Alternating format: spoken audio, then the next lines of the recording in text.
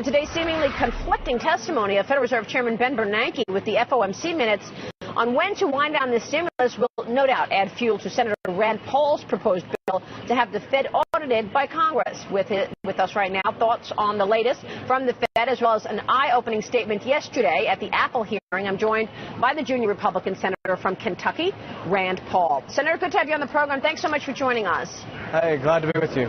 Well, you know, there seems to be a difference of opinion on when the end of stimulus between Ben Bernanke and the other Fed officials. What does this suggest to you that there's such division within the Fed walls? Well, you know, I don't even accept the notion that we should have a government stimulus. I think the best stimulus is actually just to leave more money in the hands of those who earn it, and that would mean reducing taxes. That was some of what the debate is about Apple. You know, Apple's one of the largest taxpayers in our country, and the ever-greedy government wants more. I'd say let's spend less and tax less, and that'd be a great stimulus for the economy. Yeah, I want to ask you about that, but I think the comments you made yesterday surprised some. Others were cheered by them. They felt happy that you actually took a stand on this. But let me stick with the Fed for one more moment here. When you proposed your Audit the Fed bill last month, you said the Fed's operates under a cloak of secrecy, and it's gone on too long. If this bill passes, what do you see happening to the Fed? Well, I think there'd be more oversight, and it's the job of Congress to do oversight on agencies and organizations that we create. And basically, the Fed operates largely in secret. We get some window into what they do. But I think they also have too much power in the sense that the housing bubble was created by keeping interest rates below the market rate for such a long period of time that really we need a Federal Reserve less involved with interest rates, less involved with creating new money, less involved with devaluing our currency, because ultimately the ramifications are the boom and bust cycle that we see. Yeah, I guess, you know, the argument on the other side of that is the fact that no one's doing anything else, Senator. I mean, is the Federal Reserve basically bailing out policymakers? We don't necessarily see fiscal policy anyway. We don't see tax reform. We don't see, you know, any real, moves to move the needle on unemployment. So if the Fed weren't there, where would we be in terms of the economy right now? Well, I think we're in the middle of a recession right now that was created by Federal Reserve policy. The Federal Reserve kept interest rates well below the market rate, and you had a housing boom that showed no correction until it got wildly out of control. Normally what happens is when an economy begins to grow, you have more demand for the money, so the price of money should rise. But if you don't let the price of money respond to the demand and the increasing economic growth, then you don't get sort of the homeostasis or balance of the economy.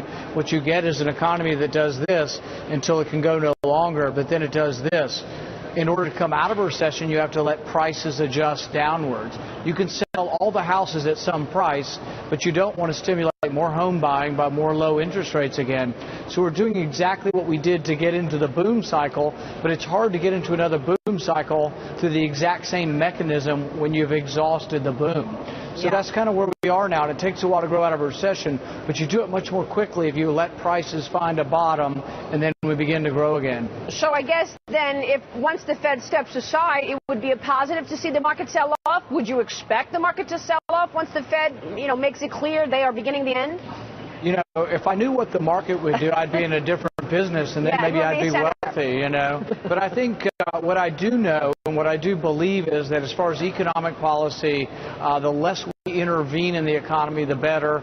The more we leave money in the hands of those who earn it, the better. I believe strongly in what Friedman said. And Milton Friedman said, nobody spends somebody else's money as wisely as they spend their own. So that's why we need to leave more money in the hands of those who earn it. All right, let me switch gears, Senator, and ask you about Apple. I want to run the soundbite of you from yesterday as a portion of your opening statement, and then talk a bit about it. Listen to this.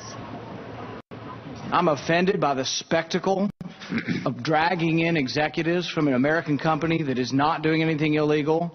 If anyone should be on trial here, it should be Congress. I frankly think the committee should apologize to Apple.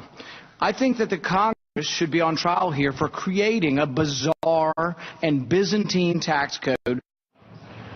Well, that took some courage, Senator. What was the reaction from your colleagues afterwards?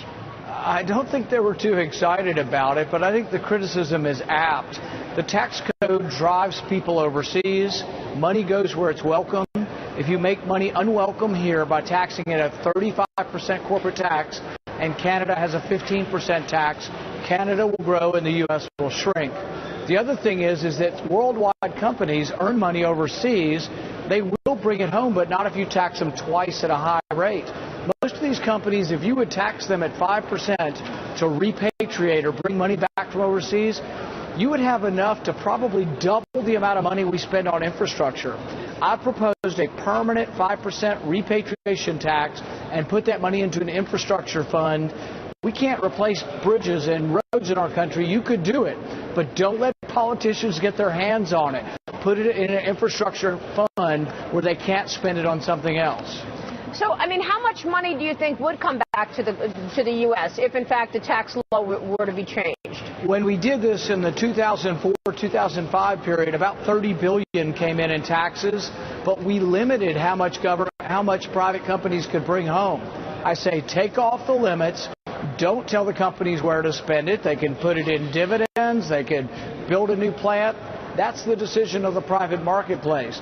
But I promise you it would be billions upon billions of dollars in tax revenue, but probably trillions of dollars would come home in revenue for the country and for dividends and stockholders.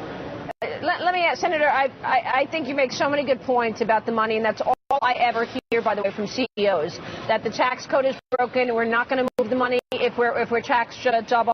So thank you for being so articulate about it. I've got to ask you about this IRS scandal. Okay, you've called it un-American, and an independent commission should be put in place, and it's un-American if we don't have an independent commission put in place.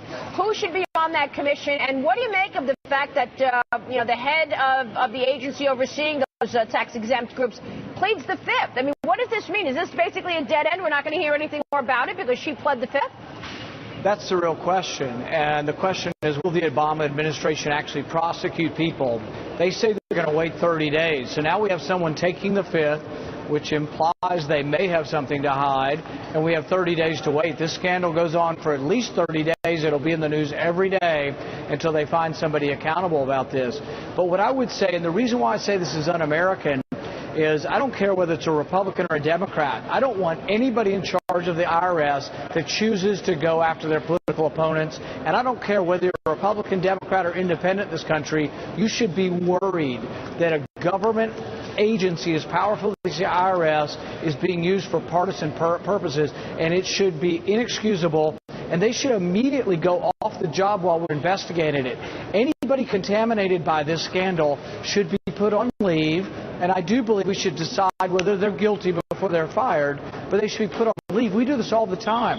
If a policeman is involved with a shooting, we put them on leave. We don't suspend them. We want to determine if it was an appropriate shooting. But this is pretty serious, and I would put anybody tainted by this on leave immediately until we determine exactly who needs to go and who needs to stay. Well, how come that's not happening? Federal employees seem to be immune from firing. After Benghazi, they pleaded repeatedly for security, and nobody gave them any, and we didn't fire anybody.